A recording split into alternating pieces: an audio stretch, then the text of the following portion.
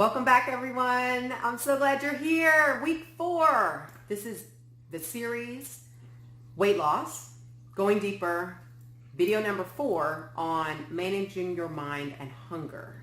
And this week, we are talking about beware the innocent thoughts. I know, very dramatic, right? But this is a big one. This is a big one because there's a lot of thoughts that go through your mind every day. I mean, some of the data says, 40,000, 60,000 thoughts are going through your mind every day. And we talk a lot in coaching and meditation and different things about, managing your mind and capturing thoughts. And I'm huge on 2 Corinthians 10:5, talking about take captive every thought and make it obedient to Christ.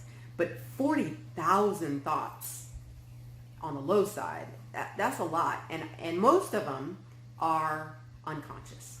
Just, they're there. And we think they're like background music. They're just running, but we don't even hear them.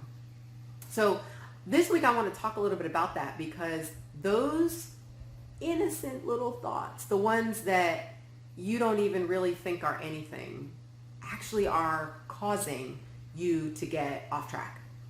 So what do I mean? Let me give you an example. You walk into the kitchen, you're going in there to get a glass of water because you're thirsty. Okay. But while you're in the kitchen, there's a bowl full of grapes. Okay, you bought this big old bag of grapes at the grocery store. You put them in a bowl, wash them off. They look just beautiful. They're just little round, perfect little globes of beautiful sweetness. Healthy, right? Healthy. They're grapes.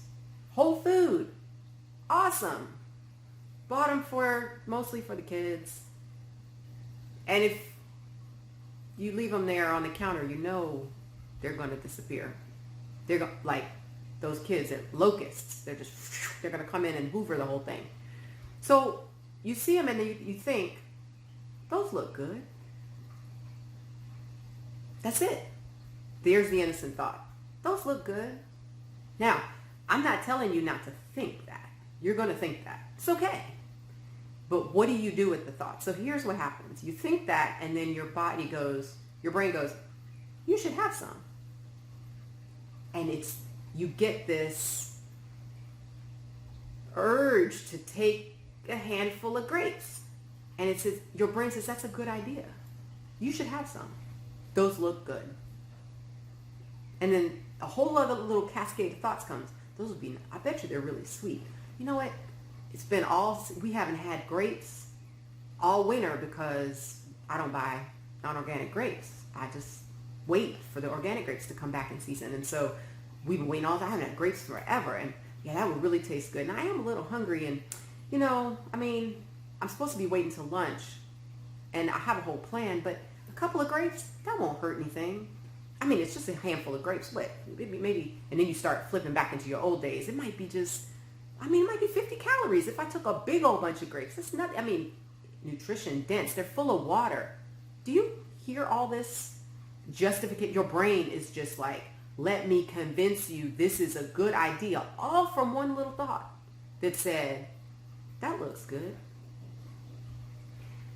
So what do you do? What do you do? Because what you're going to do is you're going to grab a bunch of grapes.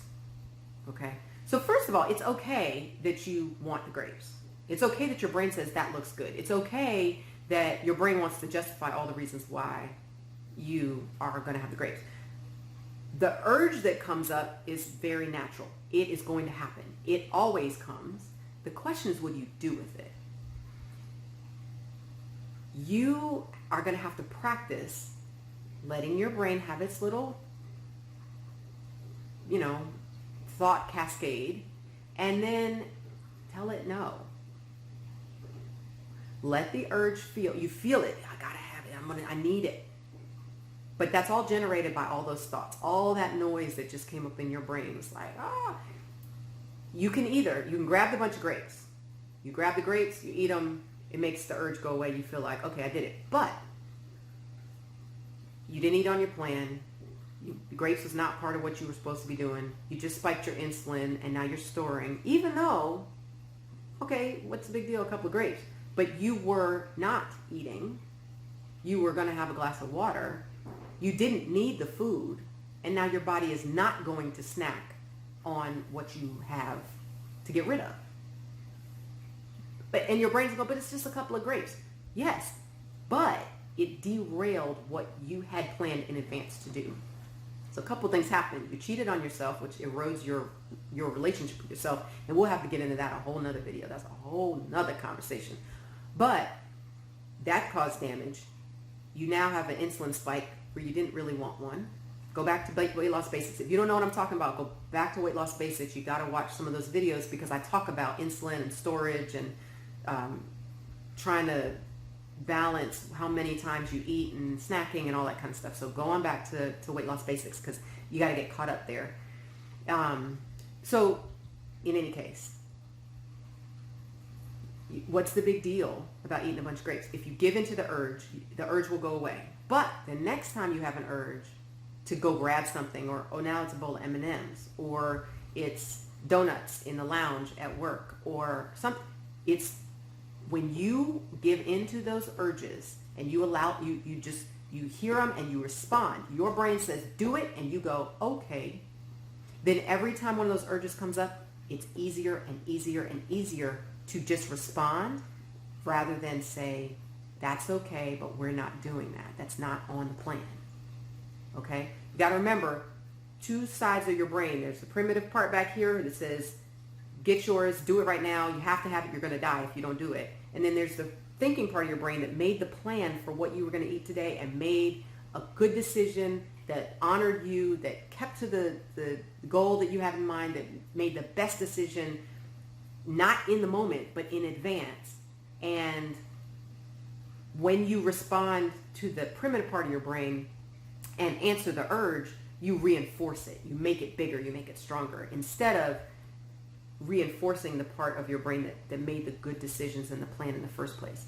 So you've got three options when it comes to an urge. You respond to it, just do what it says, and reinforce that primitive part of your brain that keeps trying to feed you more urges. It will always feed you urges. The question is, do you pay attention to them or not and respond the way it wants you to and make it stronger? Or you can fight the urge. I wouldn't do that.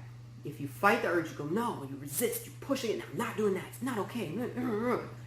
You are going to make it stronger because you're fighting a war and you're fighting against yourself. You're going to lose. You are going to win every time.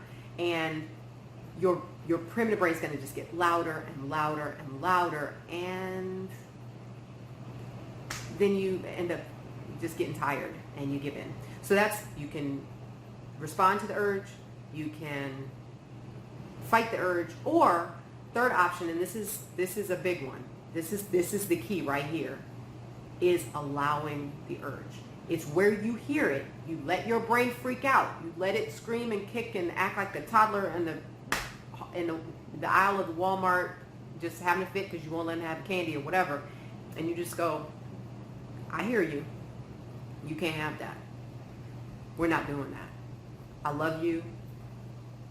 I'm not going to let you hurt yourself. This is not what we're doing. And so if you can learn to allow the urges, and that's a whole level of work on its own. We're going to have to probably do a whole series on allowing urges. But if you can practice letting the urge come, acknowledging it, I hear you, brain. I know what you want, but it's not on the plan. We're going to honor the plan we set and not do this urge thing. We can do it tomorrow. You see those bunch of grapes, put your portion in a bag, label it with your name, stick it in the back of the fridge, and put it on your plan for tomorrow. Don't respond to the urge in the moment. And capture that innocent little thought that said, that looks good. Just watch your brain work. Watch your brain try to make all these reasons why you should do what absolutely is not in your best interest. The little things. That looks good, or I want some of that. Ooh, donuts. That'll taste good. Those are the innocent thoughts. Figure out what those are for you. Write them down. This is your journal work for the week. Write them down. What are all the innocent little thoughts that trigger the urges. Because when you hear them in your brain, after you've written them down and examined your mind a little bit, when they come back up, you'll be on alert. You're ready. You've got it. You're like, I see you, brain. I see you trying to get me. But you can't get me because I know your game. I got it. And we're not going to do that because I'm going to honor the plan that works for my goal. Thank you for offering the little thought. Thank you for offering the urge.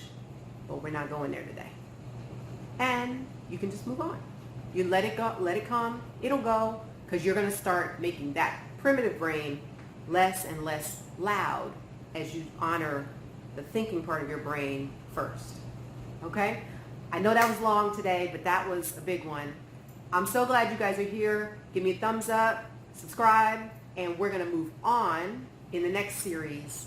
But we have finished our series on hunger. So thank you all for being here. I'm so glad you're here. Give me some comments, give me some feedback, and let me incorporate some of what you need as we go forward. All right? Thanks for being here.